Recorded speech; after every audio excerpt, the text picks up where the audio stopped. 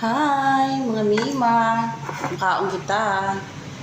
Alam niyo ba guys, ang kabuhi talaga natin minsan, mag-Ilonggo lang ako o Bisaya. From Jinsan. Ito yung ganapan tapos lindol. Puro na lang, sardinas. So, na-miss ko lang alimango. Alimango, ang crabs, ang, ano ba tawag siya? Ang lipat na wala ako. Kasag. Sa amon, sa Ilonggo.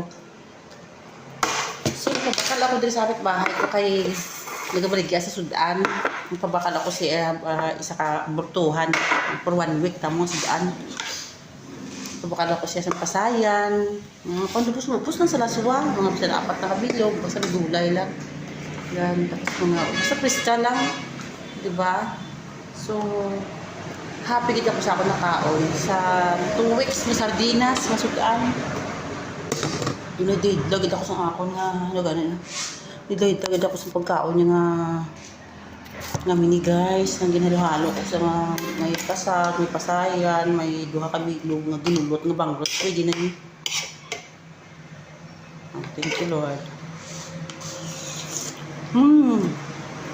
Ito na, sabaw pa lang.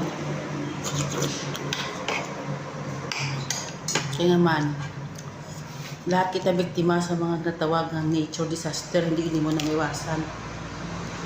Na-trauma ka, papanik ka, na-stress ka, dahil panahin ko muna guys. Mahirap pong tapat sa kalsada. May ingay. Sobrang dumuni mo. Life is too short, diba? Ang ating diri kabuhi sa kalibutan, no? So, alangan na nga magmukmuk kita nga hindi. Kagaya nitong balay. Kung talagang kundi talaga siya yung kampante sa mga sinting-sinting rin doon, mawasak talaga siya. Kasi kung matsambahan talaga yung area mo ng tawag na, yung may mga fault line, yung may mga, basta may mga words pa yan sa mga earthquake, may mga lindol words pa na nga ginhambal. Basta mina na siya guys. So pasalamat ako ang balay, dugamay lang siya ang sira, do pintura lang. Ako sa mga tiles, nagkalay tukal. Ano lang, rawan.